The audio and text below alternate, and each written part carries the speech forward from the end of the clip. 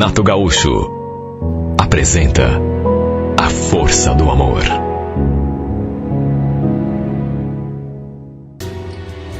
Eu não podia culpar ninguém pela situação. Até porque desde o começo eu sabia que o Odair era casado. Aliás, quando vi pela primeira vez, adivinha do lado de quem que ele estava? Justamente da esposa e da filha pequena. Por isso não vou me fazer de coitadinha, de vítima, de inocente, de mulher enganada, porque eu gostei dele desde o começo. Ele me chamou a atenção mesmo sem termos trocado uma única palavra.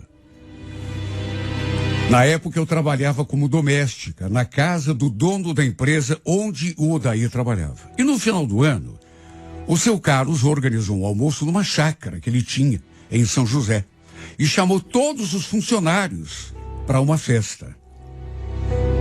E foi ali que a gente se conheceu. Repito, ele estava na companhia da mulher e do filho. Ou melhor, da filha, uma menina. Só que mesmo assim, eu também senti o seu olhar comprido para cima de mim. Na época eu era separada, tinha um casal de filhos, morava com a minha mãe. Aliás, era a minha mãe que me ajudava a cuidar das crianças, senão eu não poderia nem trabalhar. O fato é que passamos o dia todo naquele lugar maravilhoso e eu juro, pensei que nunca mais fosse vê-lo. Mas aí a mulher que trabalhava na limpeza, lá na firma do seu Carlos, pediu a conta e ele me transferiu para lá. Me deixou encarregada por tudo, pelo menos até conseguir uma outra pessoa. Lá eu cuidava da limpeza, do cafezinho, deixava, enfim, tudo organizado. O que eu não imaginava era que esse período que eu trabalhei naquele lugar fosse acabar me aproximando do Odair. E sabe, foi uma aproximação assim, bem gradual, não foi de uma hora para outra. Ele foi se aproximando, puxando assunto, querendo saber coisas da minha vida, fazendo elogios. E verdade seja dita, era um homem envolvente demais. Sabe, aquele tipo de homem que sabe falar as coisas certas, as coisas que a mulher gosta de ouvir. Para resumir, quando me dei conta, já estava presa na sua teia. Envolvida de um jeito que eu jamais imaginei que pudesse acontecer comigo. Até porque, repito, sabia que o homem era casado desde o comecinho. Lembro que no início ele veio com uma conversa de que seu casamento não andava bem, que ele vivia brigando com a mulher, que não sabia se ia durar. E sabe, foi me levando na conversa. Até que quando vi, eu já estava aceitando os seus convites. Repito o que disse no começo. Até porque é por justiça que eu digo isso. Eu não podia responsabilizar ninguém pela situação em que me encontrava. Eu sabia desde o começo que ele era comprometido. Não vou me fazer de inocente, porque eu sabia. Se me deixei levar, foi por minha conta e risco. Até que tempos depois, arranjaram outra mulher para cuidar da limpeza da firma e eu voltei a trabalhar apenas ali na casa do seu Carlos.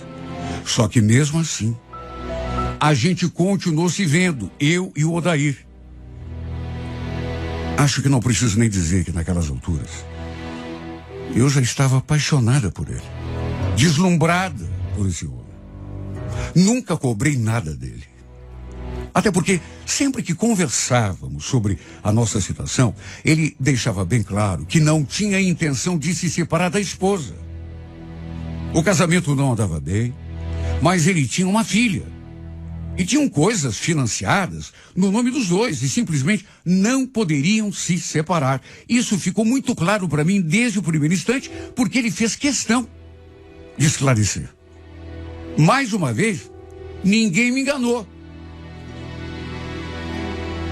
De modo que a gente foi levando, mantendo nossos encontros escondidos, até que quando vi, já estávamos vivendo aquele caso proibido há quase um ano.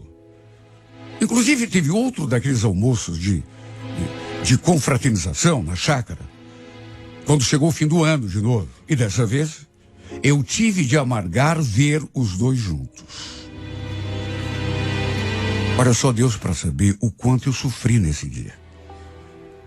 Eu quase morri de tanta inveja. Olha, não foi nada fácil ver os dois lado a lado, rindo, se divertindo, felizes. Porque naquelas alturas eu já estava gostando dele de verdade. Eu nunca tinha vivido uma situação como essa.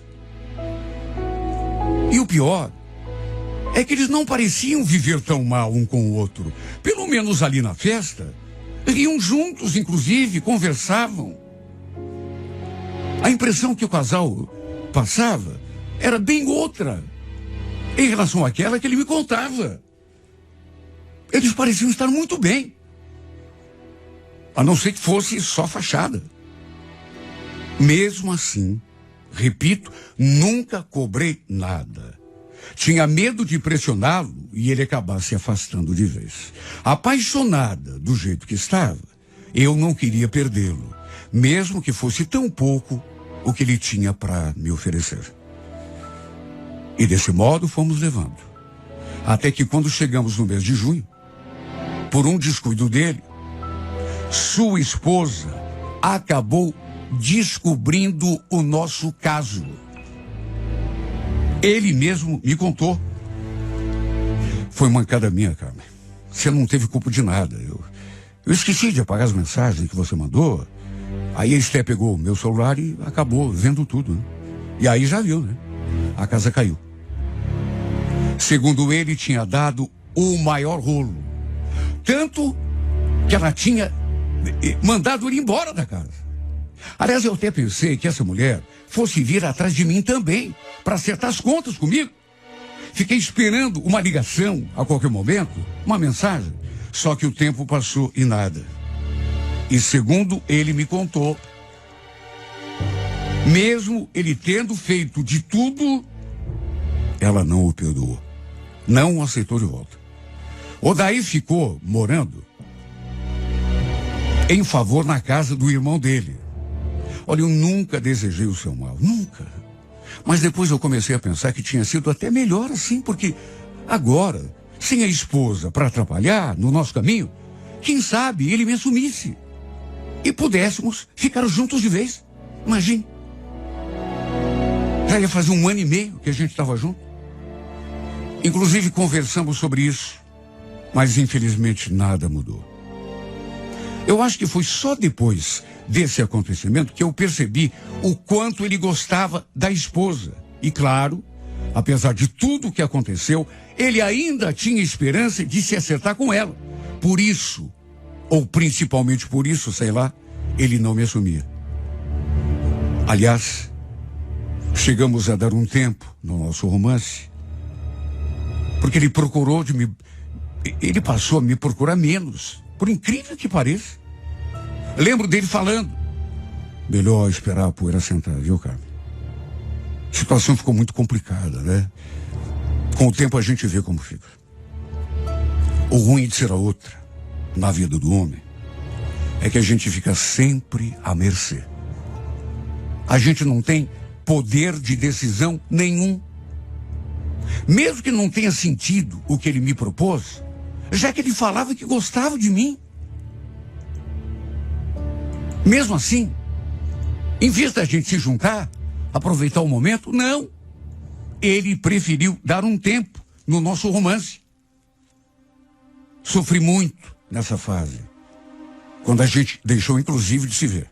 Aliás, foi justamente quando eu tinha colocado na cabeça que ia dar um basta naquela história, que ia dar um novo rumo para a minha vida. Até porque não valia a pena ficar sofrendo por um cara que mesmo depois da separação, continuava correndo atrás da ex-mulher. Pois foi justamente aí que eu estava amadurecendo aquela ideia, ele voltou a me procurar. Veio com aquela conversinha de sempre, de homem que passa por esse tipo de situação. Oi, queria te ver, eu tô com saudade. Sabe, deu uma vontade de falar para ele. Saudade? Se você morre de saudade de mim, por que você não vem morar comigo? Por que você não me assume? Se você morre de saudade de mim, por que é que você vive correndo atrás da tua ex-mulher, que não quer ver você nem pintado de ouro? Só que é claro, fiquei com vontade de falar tudo isso, só que não falei nada. Retomamos o nosso romance. Mas é como eu já disse, né?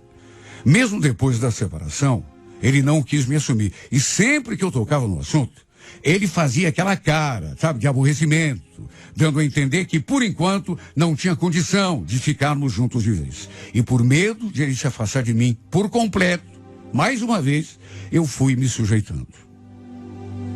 Nos víamos uma vez a cada 15 dias, ou 20. Até que quando chegou o mês de janeiro do ano seguinte, ele me convidou para passar o final de semana na praia com ele. Eu fiquei tão feliz, tão empolgada.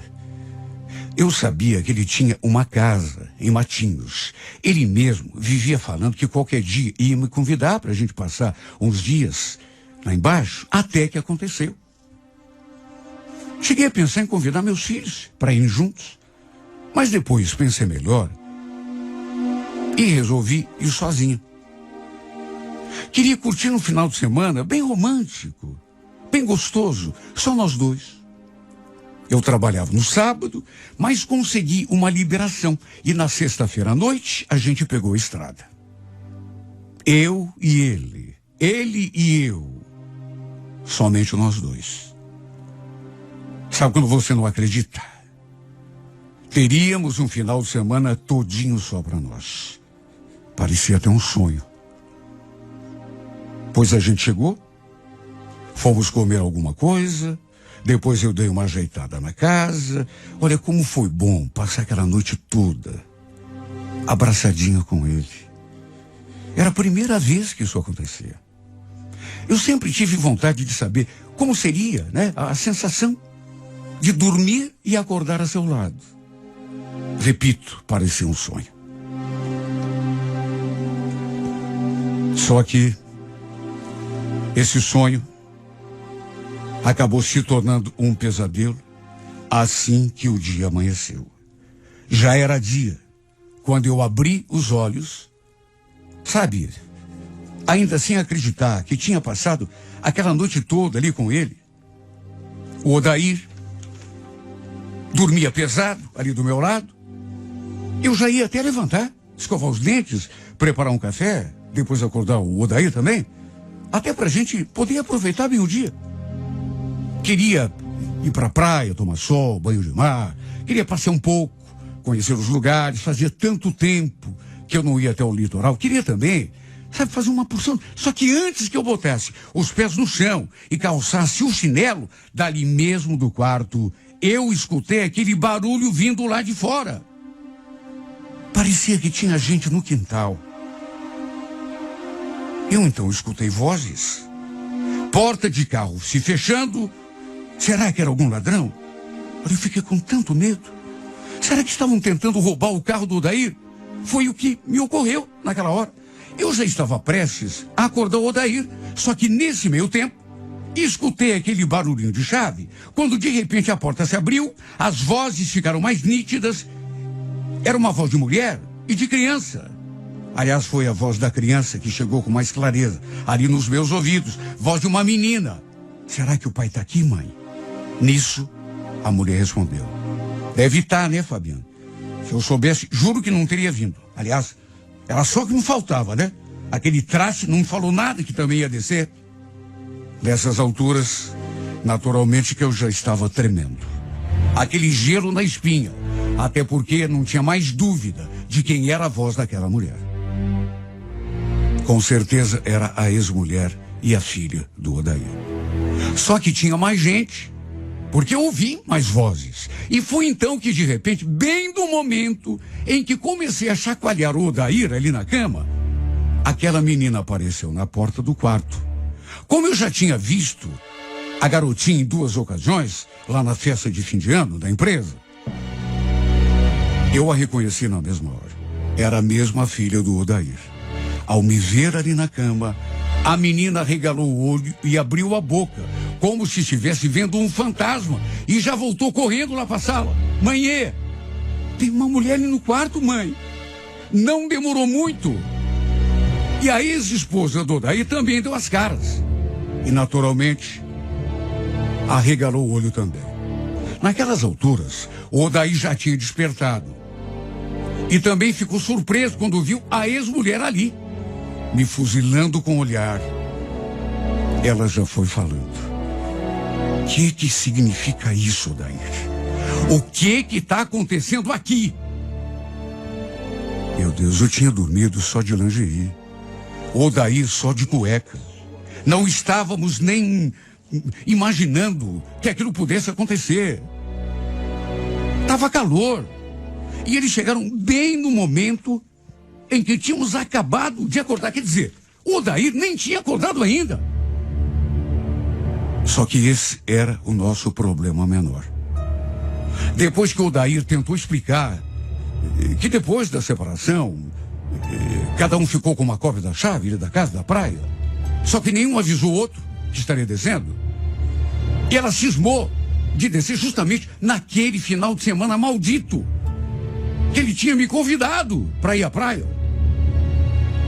Eu pensei que essa mulher fosse avançar em mim. Não chegou a avançar, pelo menos não fisicamente, mas o que eu ouvi da boca daquela megera. Eu não estou acreditando que você teve coragem de trazer essa maldita aqui para nossa casa, Odair. Mas você é pior do que eu pensava. Você não tem um pingo de respeito pela nossa família?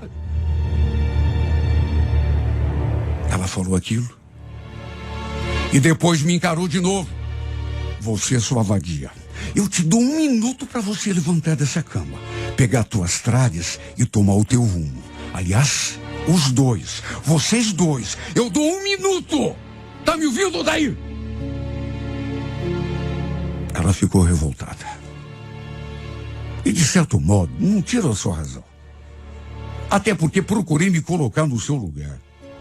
Juro que se soubesse que ia passar por aquela situação, jamais teria aceitado aquele convite.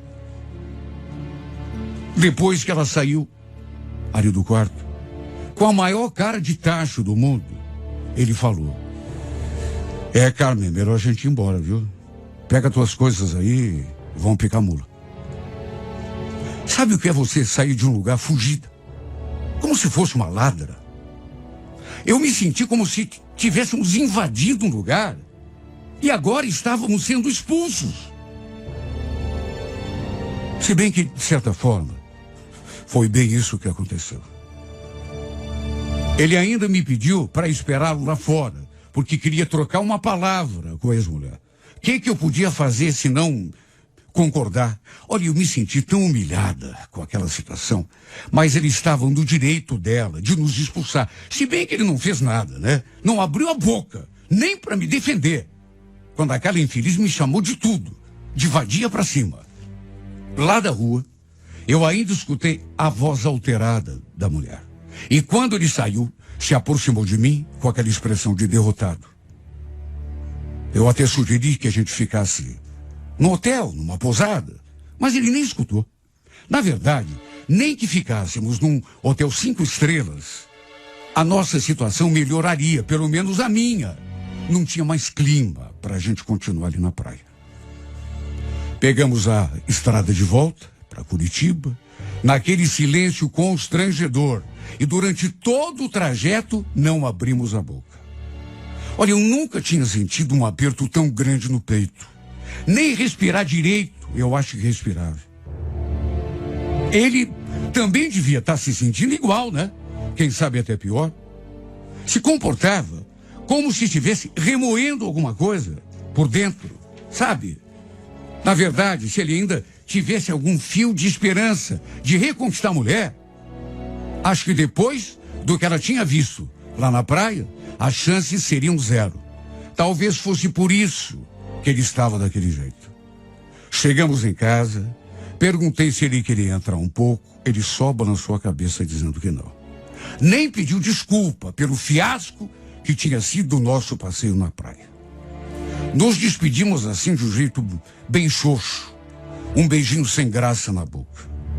Por dentro, me senti destruída.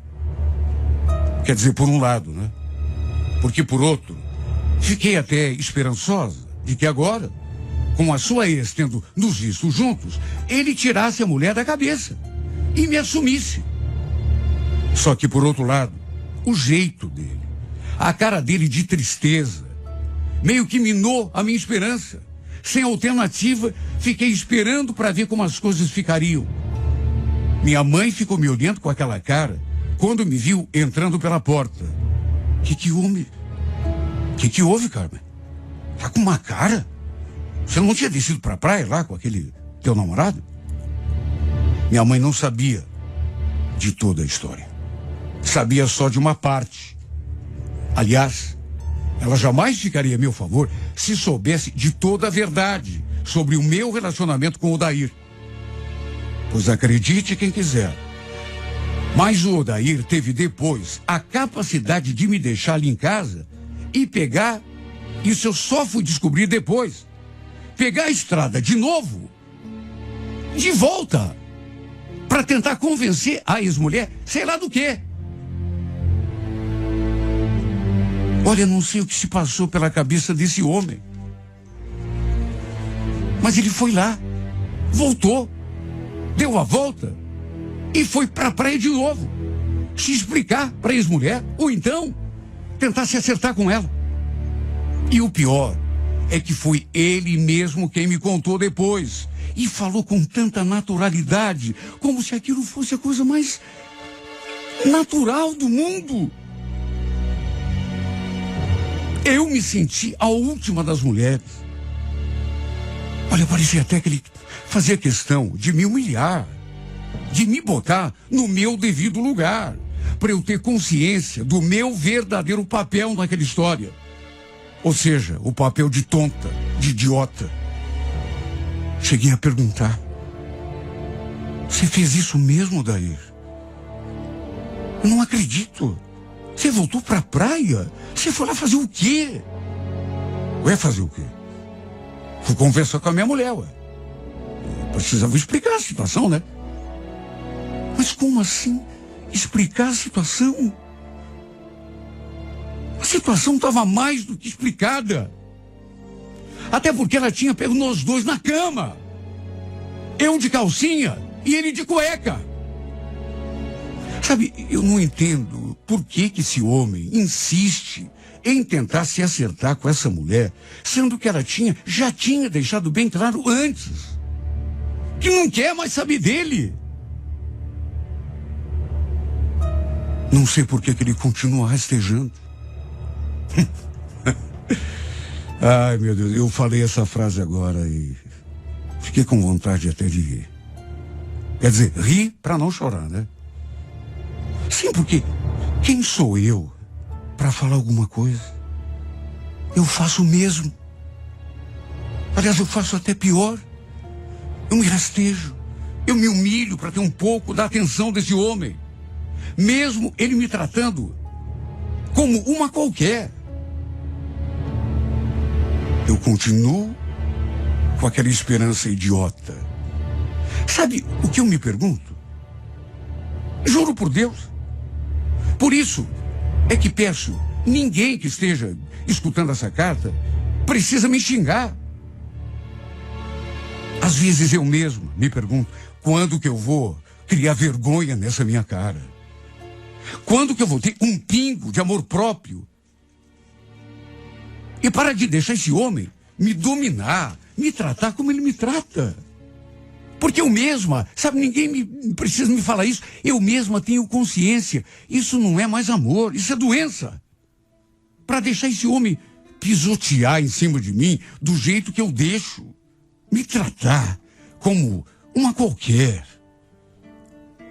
Só mesmo sendo falta de amor próprio. Só mesmo sendo falta de vergonha na cara.